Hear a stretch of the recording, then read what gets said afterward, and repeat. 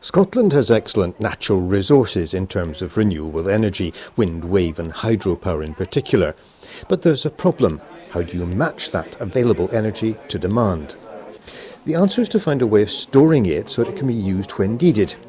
This demonstration plant at the new hydrogen office in Methil provides one solution.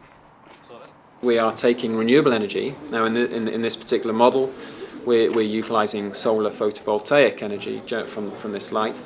But that could be anything. That could be renewable power generated from wind turbines, from wave machines, from tidal machines, any form of intermittent renewable power. We're then using the energy generated from that to break the chemical bond between oxygen and hydrogen in water. So in this model here, we have a very simple illustration of what we're doing with this technology. We have pure water in this system, and we're injecting electricity in, and we're breaking that bond and separating oxygen and hydrogen. So if you look closely at this side of the model, we can see the oxygen gas being provided and the hydrogen gas being provided, and we're storing it. Effectively capturing hydrogen power has been a dream of many generations. This project has caught the imagination not just of the Scottish Government, but of these primary school children who've made working models, cars that run on hydrogen. The second half of the process is the fuel cell, and that's where we're recombining oxygen and hydrogen to produce energy. And the fuel cell is just a very efficient mechanism of allowing us to harness that energy. It's an electrochemical reaction and doesn't rely on the process of combustion. And the only byproduct at the end of this process is water.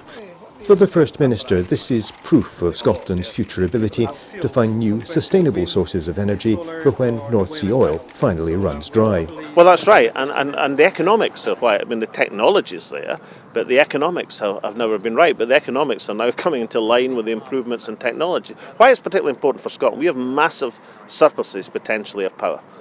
We could generate, in a generation or so, I suppose, 10 times our own electricity needs.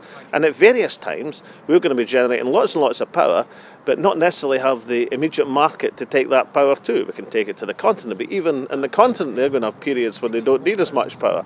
But yet our wind generators will be pumping out the electricity.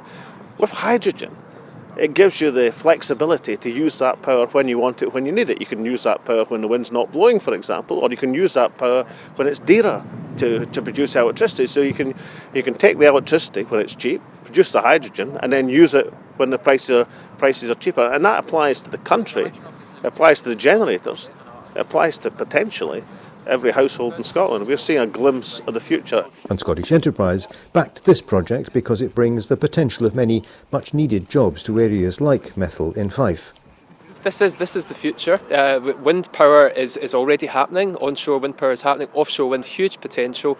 But we've got to be able to do something with that power, and when it's not required, we must be able to store it and use it when it is required. So yes, this is the future, and storage is just such an important and as yet underexploited part of the whole energy sector. Whilst the technology is technically viable today, what we have to do is work with partners to reduce the cost of that technology to a point that it's much more commercially competitive.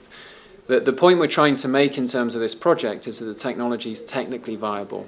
The issue, and the issue that's constraining this technology, is commercial viability, not that it's technical viability. So we're looking to promote the need to introduce mechanisms that allow hydrogen to compete against what we currently have, which are very cheap forms of energy storage in the likes of gas and oil.